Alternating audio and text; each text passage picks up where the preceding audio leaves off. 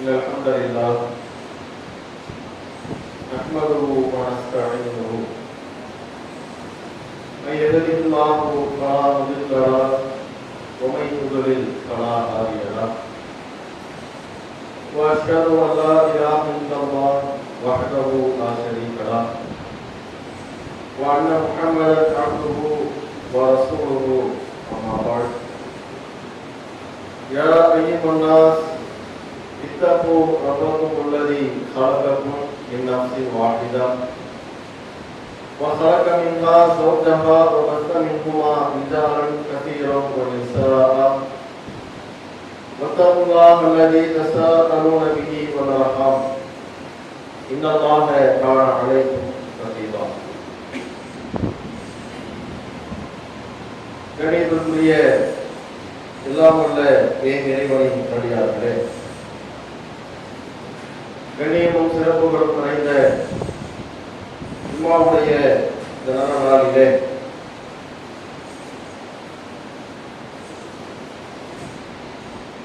ஜும்மாவுடைய நன்மையை அடைந்து கொள்வதற்காக முன்கூட்டியே வந்து அமர்ந்திருக்கக்கூடிய அனைத்து ஆண்கள் பெண்கள் மீதும் கொண்ட இறைவன் அன்பையும் அருளையும் பொழிவானாக என்ற பிரார்த்தனையோடு ஜும்மாவுடைய சொற்பொழிவை ஆரம்பம் செய்கிறேன். எல்லாம் வல்ல ஏன் இறைவனின் நல்லடியார்களே, சகோதர சகோதரிகளே, முஸ்லிம்களாகிய நாம் பின்பற்றக்கூடிய இஸ்லாமியனும் இந்த மார்க்கம் என்பது மனிதகுல வழிகாட்டியாகவும் பிறப்பு முதல் இறப்பு வரையிலேயும் ஒரு மனிதன் தன்னுடைய வாழ்வை எப்படி அமைத்துக் கொள்ள வேண்டும் என்கின்ற வாழ்வியல் நெறியாகவும் கொண்ட இறைவன் நமக்கு வழங்கியிருக்கிறார். யார் இந்த இஸ்லாத்தினுடைய அறிவுரைகளை ஏற்று வாழ்வில் நடைமுறைப்படுத்துகிறாரோ அதன் மூலம் தானும் நன்மையை அடைந்து தன்னை சார்ந்தவர்களும் நன்மை அடைகிறார்கள்.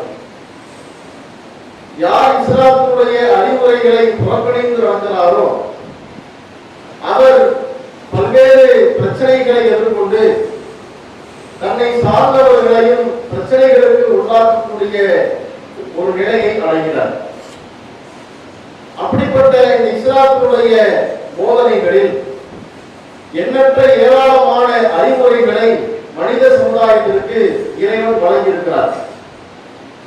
அதிலே இன்றைய ஜும்மாவுடைய நாளில் இஸ்லாம் வழங்கக்கூடிய பல்வேறு அறிவுரைகளில் ஒரு முக்கியமான ஒரு அறிவுரையை நாம் அறிய இருக்கிறோம். என்னவென்று சொன்னால், ஒரு மனிதனுடைய பண்புகளை பொறுத்தவரையில் இரண்டாக நாம் பார்க்க முடியும். ஒன்று, நல்ல பண்புகளை கொண்ட மனிதர்களும் இருப்பார்கள், தீய பண்புகளை கொண்ட மனிதர்களும் இருப்பார்கள். இந்த இரண்டு பண்புகளையும் இஸ்லாமிய மார்க்கம் எல்லா பண்புகள் குறித்தும் நமக்கு அறிவுரை வழங்கியிருக்கிறது. இதிலே மிகவும் எச்சரிக்கையோடு நடந்து கொள்ள வேண்டிய பல்வேறு தீய பண்புகளை மார்க்கம் சொல்லுகிறது. அந்த தீய பண்புகளிலே மிகவும் மோசமான ஒரு தீய பண்பாக திருமறை குர்ஆனும் நபிமொழிகளும் ஒரு தீய பண்பினை நமக்கு எச்சரிக்கையாக சொல்கிறது. இந்த ஒரு பண்பு ஒரு முஸ்லிமுக்கு வரவே கூடாது, ஒரு மனிதனுக்கு இருக்கவே கூடாது, அது மிக ஆபத்தான ஒரு பண்பு என்று கடுமையான எச்சரிக்கையோடு, மறுமை எச்சரிக்கையோடு ஒரு பண்பினை மார்க்கம் சொல்லுகிறது என்றால் அதுதான் பொறாமை என்று சொல்லக்கூடிய ஒரு பண்பு. இந்த பொறாமை கொள்ளக்கூடிய இந்த குணம் இருக்கிறதா இல்லையா? இந்த குணம் எந்த ஒரு ஆணிடத்திலேயும் சரி, எந்த ஒரு பெண்ணிடத்திலேயும் சரி, என்றைக்கு மிகைத்து போகிறதோ அதன் மூலம் தானும் தன்னை சார்ந்தவர்களும் மிகப்பெரிய பாதிப்புகளுக்கு உள்ளாகக்கூடிய அளவுக்கு பேராபத்துகளை ஏற்படுத்தக்கூடிய ஒரு மோசமான ஒரு பண்பாக இந்த பொறாமை கொள்ளக்கூடிய ஒரு பண்பினை மார்க்கம் நமக்கு எச்சரிக்கையாக சொல்லுகிறார். இதை ஏன் நாம் இன்றைய தலைப்பாக நாம் சொல்ல வருகிறோம் என்றால், ஒரு 3 வருடங்களுக்கு முன்னால் நடந்த ஒரு நிகழ்வு. மனிதன் இந்த பண்பிலே எவ்வளவு பலகீனமாக இருக்கிறார் என்பதையும், இந்த பொறாமை என்கின்ற பண்பு எந்த கட்டத்திற்கும் நம்மை கொண்டு செல்லும் என்கின்ற ஒரு விழிப்புணர்வை ஏற்படுத்தக்கூடிய ஒரு செய்தியாக நாம் பார்க்க முடியும். 3 வருஷத்துக்கு முன்னால் நடந்த ஒரு நிகழ்வு. காரைக்கால ஒரு சம்பவம் நடக்குதுங்க. என்ன சம்பவம் தெரியுமா? பள்ளிக்கூடம் படிக்கின்ற 8ஆம் வகுப்பு மாணவன் வீட்டுக்கு வருகிறான். திடீரென்று மயங்கி விடுகிறார். அந்த தாயார் அந்த மாணவனை மருத்துவமனைக்கு அழைத்து செல்கிறார். நான் தொடர்ந்து 3 வருஷத்துக்கு முன்னால் நடந்தது சொல்றேன்.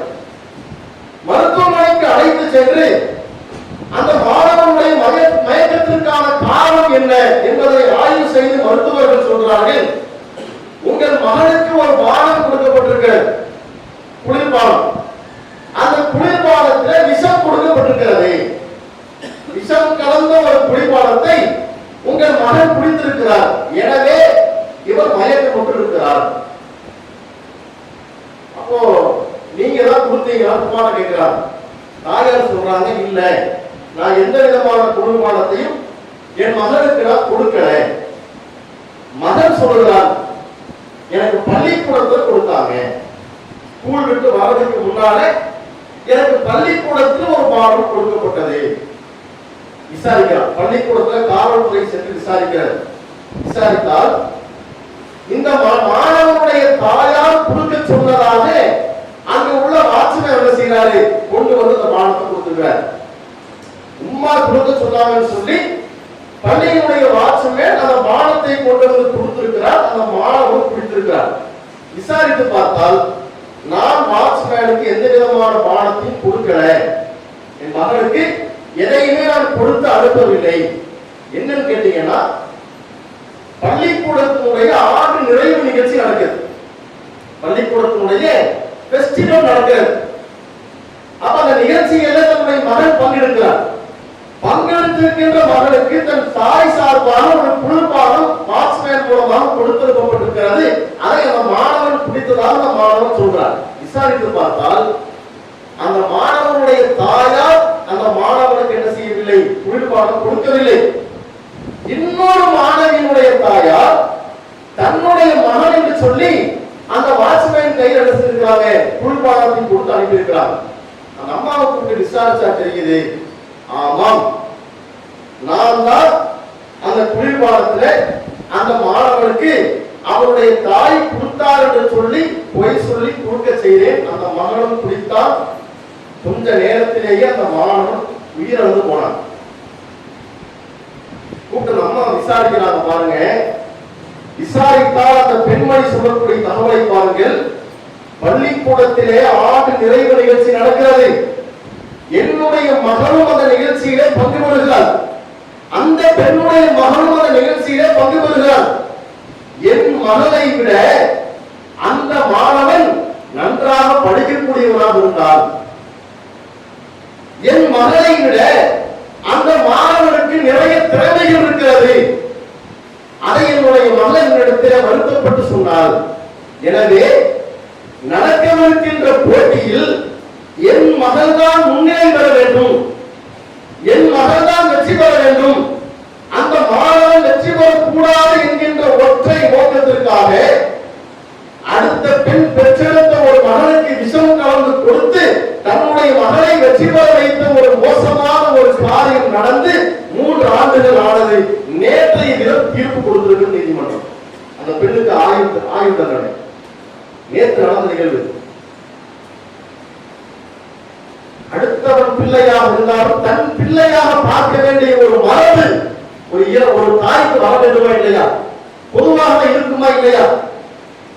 தன் பிள்ளைகளுக்கு மத்தியிலே இருக்கின்ற ஒரு போட்டியினுடைய வெளிப்பாடு, பொறாமையின் வெளிப்பாடு, ஒரு மாணவனை தன் வயதுக்கு தன்னுடைய மகனுக்கு நிகரான ஒரு வயதை கொண்ட ஒரு மாணவனை விஷம் கொடுத்து கொலை செய்யக்கூடிய அளவுக்கு ஒரு பெண்ணுடைய மனது மாறுகிறது என்று சொன்னால் இங்க எது அதை மாற்றியது?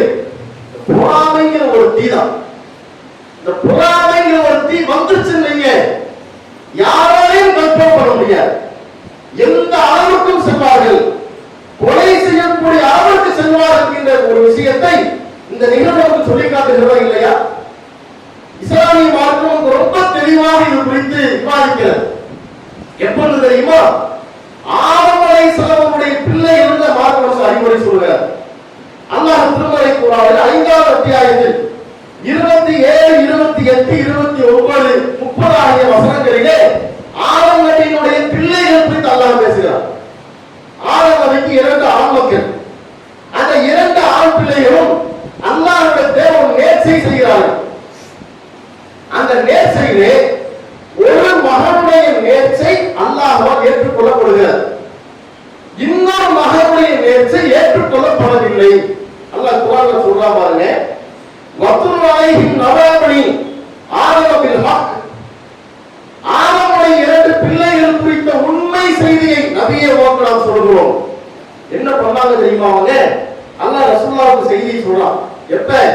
முதல் 2 மனிதர்கள் உலகம் தோன்றிய காலத்தில் முதல் 2 வாரிசுகள் என்ன செஞ்சாங்க நான் சொல்லவா?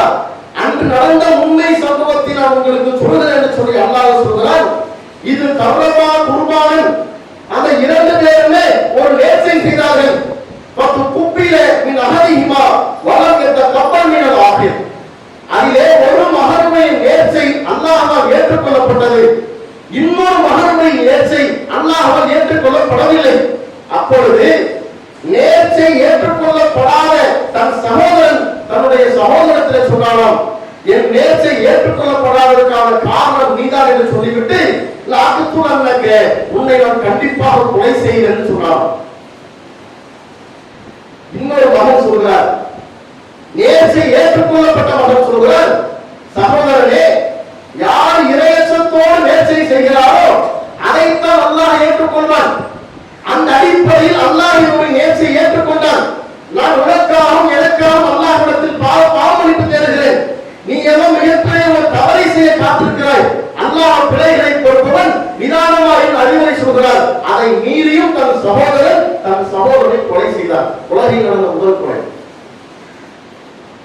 மனித சமுதாயத்திலே உலகத்தில் நடந்த முதல் கொலை என்ன?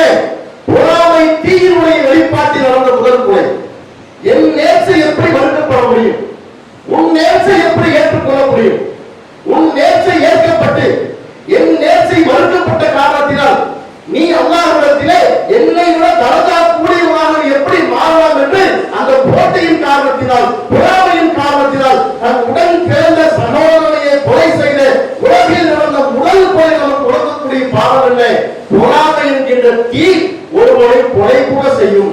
அது யாராக இருந்தாலும் என்ன, உடன் பிறந்த சகோதரனாக இருந்தாலும் கூட அவனை கொலை செய்யக்கூடிய அளவு கொண்டு போய் விடும் என்கின்ற தகவலை இந்த செய்தியின் மூலமாக புரிந்துள்ளோம். இப்படிப்பட்ட ஒரு மோசமான ஒரு பண்பு என்பார்.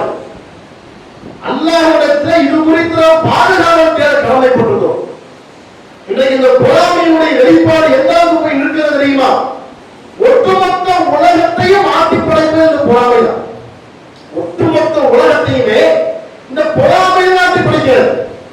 என்னிடத்தில் நீர் வளம் இருக்கிறது, என்னிடத்தில் கனிம வளங்கள் அதிகமாக இருக்கிறது, என்னிடத்தில் பெட்ரோல் இருக்கிறது, உன்னிடத்தில் அது இருக்கிறதா, இது இருக்கிறதா? அது எப்படி உன்னிடத்தில் வளங்கள் இருக்கலாம்? நீ எப்படி செல்வ செழிப்பான நாடாக இருக்கலாம்? உன்னை நான் விடமாட்டேன் என்று சொல்லி மோசடிக்காரர்கள், அநியாயக்காரர்கள், நயவஞ்சர்களை கொண்டுதான் இன்றைக்கு உலகமே போட்டியோடு பொறாமையோடு சென்று கொண்டிருக்கிறார். அதனால்தான் போர்கள் ஏற்படக்கூடிய காரணம் என்ன? தன் இடத்தை தக்க வைத்துக் கொள்வதற்காக, தன் இருப்பை பாதுகாத்துக் கொள்வதற்காக உன்னை விட நான் தான் சிறந்தவன், உன்னை விட நான் தான் மேலான் என்பதை காட்டுவதற்காகத்தான் இந்த உலகத்திலே மனிதர்களுக்குள்ளாக அடித்துக் கொண்டு கொள்கிறார்கள். அத்தனைக்கும் காரணம் என்ன? இந்த பொறாமை என்கின்றது. இது நம்முடைய வீட்டுக்குள்ள வந்துச்சுன்னு வைங்க, குடும்பம் சிறந்து போயிடும். கசப்பா இருந்தாலும் ஒரு உண்மை சொல்றோம். இந்த ஆண்கள் பெண்கள் என்கின்ற வேறுபாட்டிலே ஒரு ஆணுக்கு பொறாமை என்கின்ற பண்பு ஏற்படுவதை விட ஒரு குடும்பத்திலே ஒரு பெண்ணுக்கு மிக இலகுவாக பொறாமை என்கின்ற பண்பு வந்துவிடும். சைத்தான் பெண்களை இலகுவாக வழிகெடுத்து விடுவான். யார் அதிகமான கவனத்தோடு இருக்க வேண்டும் என்று தெரியுமா? பெண்கள் அதிகமான கவனத்தோடு இருக்க வேண்டும். பெண்களிடத்திலே பொறாமை என்கின்ற பண்பு வந்துவிட்டது என்று சொன்னால் ஒரு குடும்பம் சின்னாபின்னமாயிடும். இன்றைக்கு பல ஆண்கள் ஆடு மாடுகளை போல பொருளாதாரத்தை தேடி ராத்த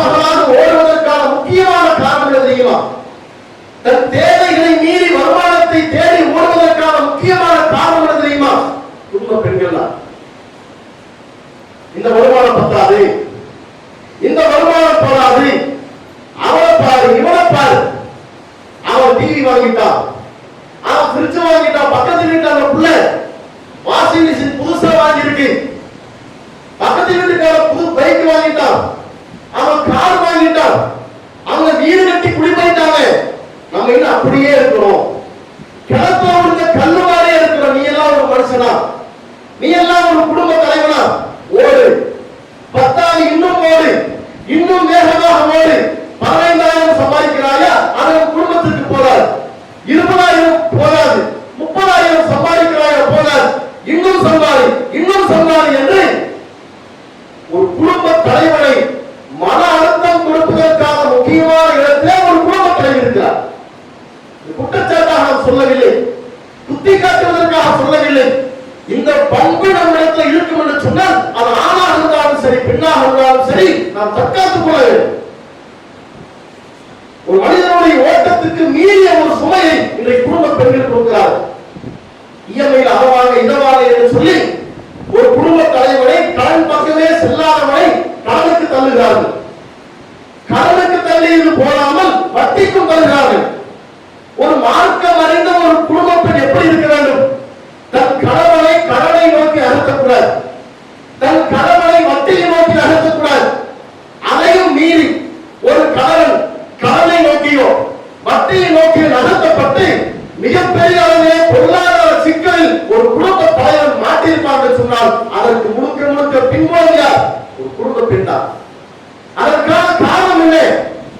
உள்ளத்திலே உள்ள பொறாமை என்கின்ற தீ, போட்டி என்கின்ற தீ, அது இருக்கும் வரைக்கும் ஒரு ஆணுடைய வாழ்வு நிம்மதியான ஒரு வாழ்வாகத்தான் இருக்கும். நீங்க யதார்த்தமான உண்மை. தன் தேவைக்கு மீறி ஒரு மனிதன் ஓடுகிறாங்க சொன்னால் அதற்கு பின்புலம் யாராக இருப்பார்கள்? பெண்கள் அதிகமா இருக்கிறார். ஒரு குடும்பத்தை பிரிப்பதாக இருந்தாலும் சரி, ஒரு உறவுகளை பிரிப்பதாக இருந்தாலும் சரி, நல்ல நட்பை பிரிப்பதாக இருந்தாலும் சரி, அதிகமாக இதில் ஆண்களை விட பெண்களுக்கு சிரித்தான் இலகுவாகவே வழிகெடுப்பதற்கான வாய்ப்பு அதிகமாக இருக்கிறது. அல்லாஹ் தான் பாதுகாக்க வேண்டும். என்றைக்கு நாம் தெளிவோடு இருக்க வேண்டிய விஷயம், இந்த பொறாமை என்கின்ற ஒன்று மட்டும் நமக்கு வந்துவிடவே கூடாது. அதனுடைய தாக்கம், அதனுடைய வெளிப்பாடு நம்மிடத்தில் வரும் என்று சொன்னால் உடனடியாக சுதாரிக்க வேண்டிய இடத்தில் நாம் இருக்கிறோம். இஸ்லாமிய மார்க்கத்தினுடைய அறிவுரையை பாருங்கள். நபிகள் நாயகம் ஸல்லல்லாஹு அலைஹி வஸல்லம் அவர்கள் சொன்னார்கள், லா யதுகுல் ஜன்னத மன் கான ஃபீ கல்பிஹி மிஸ்கால் தர்ரத்தின் மின் கிப்ர்.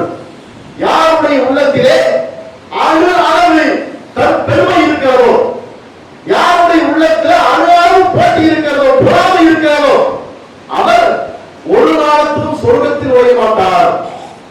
மறுமை வாழ்வை பாதிக்கின்ற ஒன்று என்ன? பொறாமை, போட்டி என்கின்ற ஒன்று. உங்களுடைய உள்ளத்திலே தற்பெருமை இருக்கும் என்று சொன்னால், உங்கள் உள்ளத்திலே நீயா நானா என்கின்ற போட்டி இருக்கும் என்று சொன்னால், நம்முடைய உள்ளத்திலே பொறாமை என்கின்ற தீ இருக்கும் என்று சொன்னால், நாளை மறுமையில் நம்முடைய சொர்க்க வாழ்வை பாதிக்கின்ற ஒன்றாக இந்த பொறாமை என்கின்ற தீ கொண்டு போய் நிறுத்தி விடுவதை புரிந்து கொள்ள வேண்டும். அல்லாஹ்வுடைய தூதர் சொல்கிறார்கள், இப்படியான இந்த பொறாமை என்கின்ற தீயுடைய விஷயத்தில் இருந்து நபிகளாரிடத்தில் எவ்வளவு பெரிய முன்னுதாரணத்தை பாருங்கள். அல்லாஹ்வுடைய தூதர்கள் எல்லாவற்றும் முன்மாதிரி, ஆகச்சிறந்த முன்மாதிரியாக இந்த பொறாமை என்கின்ற பண்பு இல்லாத ஒரு மகத்தான மனிதராக நபிகளார் இருக்கிறார். அல்லாஹ்வுடைய தூதர் இறுதி தூதர். உண்மையா? ரசூலுல்லாஹ் இறுதி தூதர். இப்ராஹிம் அலைஹிஸ்ஸலாம் அவர்கள் எப்ப வந்த தூதரே? 100 ஆண்டுகளுக்கு முன்னால் வந்த தூதர் இப்ராஹிம் அலைஹிஸ்ஸலாம். நாம எல்லாம் ஸலவாத் ஓதுறோம்ல, அல்லாஹும்ம ஸல்லி அலா முஹம்மத் வ அலா ஆலி முஹம்மத் கமா ஸல்லைத அலா இப்ராஹிம் வ அலா ஆலி இப்ராஹிம் இன்னக ஹமீதும் மஜீத். ஒரு ஸலவாத் ஓதுறோமா இல்லையா? அந்த ஸலவாத்தே பெருமையை தவிடுபடியாக்குகின்ற ஒரு ஸலவாத். அந்த அர்த்தத்தை படிச்சு பார்த்தீங்களா? ஸலவாத்துடைய பொருளை யோசித்து பார்த்தீங்களா? அல்லாஹ்வுடைய தூதர்கள் சஹாபாக்கள் வந்து கேட்கிறாங்க, அல்லாஹ்வுடைய தூதரே எங்களுக்கு சலாம் சொல்ல சொல்லி கொடுத்தீங்க, அஸ்ஸலாமு அலைக்கும் ரஹ்மத்துல்லாஹ் சொல்லி கொடுத்தீங்க, உங்க மீது நாங்கள் எப்படி ஸலவாத் சொல்ல வேண்டும்? ரசூலுல்லாஹ் சொல்லி கொடுக்குறாங்க பாருங்க தோழர்களே. நபி இப்ராஹிம் இருந்தார் இல்லையா, இப்ராஹிம் மீதும் இப்ராஹிமுடைய குடும்பத்தார் மீதும் அல்லாஹ் அருள் செய்ததை போல எனக்கும் என் குடும்பத்துக்கும் அருள் செய்யுமா நீங்க துவா செய்யுங்க. நபி இப்ராஹிம் இருந்தார் இல்லையா, அவர் மீதும் அவருடைய குடும்பத்தார் மீதும் அல்லாஹ் பரக்கத் செய்ததை போல எனக்கும் என் குடும்பத்துக்கும் பரக்கத் செய்யுமா நீங்க துவா செய்யுங்க. அதாவது ஒரு தூதர் நிறைய சிறப்புகளை கொண்ட ஒரு தூதர் முகமது நபி. இந்த முகமது நபி தனக்கு முன்னால் யார் வைக்கிறாங்க? இன்னொரு தூதர் வைக்கிறார். அவருக்கு கிடைத்ததை போல எனக்கு கிடைக்குமா நீங்க துவா செய்யுங்க. யாராவது சொல்லுவோமா? மக்கள் கேட்கும் போது யாராவது இப்படி சொல்லுவோமா?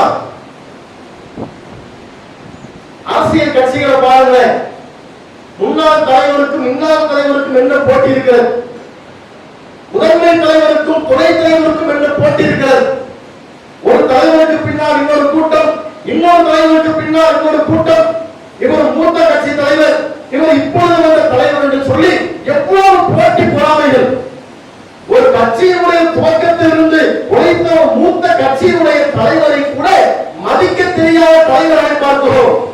நபிகள் நாயகத்தை பாருங்கள், தனக்கு முன்னால் வாழ்ந்த நபியை தனக்கு துவா செய்யும் பொழுது அந்த நபியை முன்னிறுத்தி நீங்கள் துவா செய்ய சொல்றாங்கன்னு சொன்னா, நபிகளாரிடத்தில் கொஞ்சம் நேரம் தற்பவை இருக்கிறதா, கொஞ்சம் நேரம் பொறாமை இருக்கிறதா?